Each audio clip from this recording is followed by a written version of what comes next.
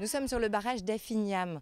C'est un exemple type de non-développement durable. Construit il y a 30 ans, ce barrage avait pour objectif de désaliniser la zone et de faire en sorte que les rizières soient durables. Résultat, c'est un exemple type d'aménagement qui a fait exactement le contraire. C'est-à-dire que là où la main de l'homme répare en mangrove pour replanter, ici, il y a 30 ans, la main de l'homme a réalisé une catastrophe écologique. C'est ce que Jo va nous expliquer.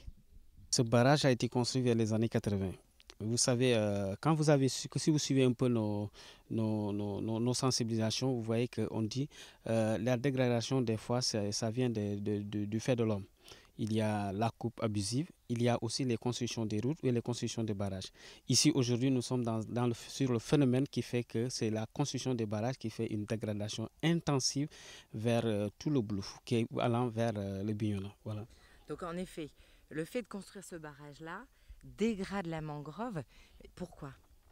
C'est parce que vous voyez, si vous étiez venu vers le mois de mai, là où vous trouvez beaucoup d'eau là, c'est une forte poussière que vous trouvez là au mois de mai.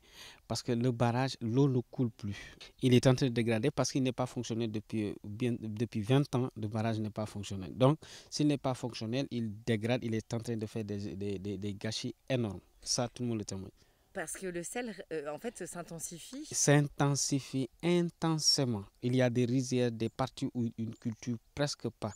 Et l'eau ne coule pas. Et tout le monde a des problèmes. Tu vas vers un village où est né mon papa, le village de Balengor par exemple, qui avait une bonne rizière, beaucoup de poissons. Maintenant, ils ont tous les problèmes du monde.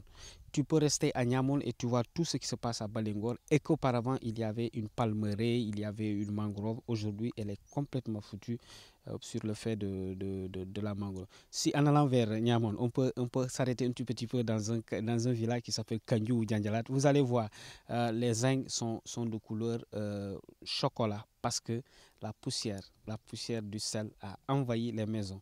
Ces gens-là, ils iront où si le barrage n'est pas réglé? Ils iront où? C'est la question que tout le monde se pose. Et alors la solution, Jo, c'est quoi? C'est enlever ce barrage, c'est quoi? C'est la responsabilité de l'État, soit de l'enlever, soit de le faire fonctionnel le plus rapidement possible parce que les populations en souffrent.